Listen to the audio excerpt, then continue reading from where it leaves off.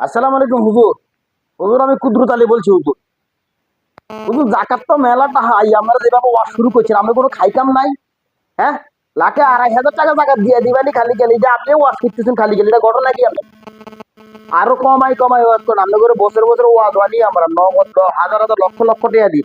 1 লক্ষ টাকা দিয়ে আপনারাই ওয়াজ করতে পারেন যে আপনি আর ভাই তো ওয়াজ করছেন।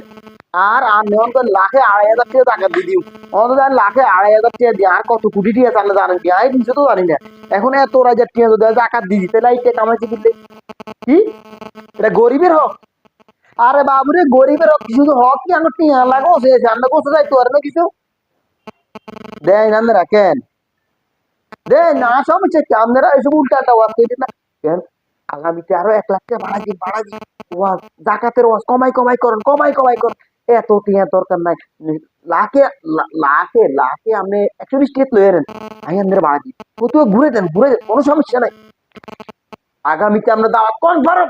ওকে, আসসালামু আলাইকুম।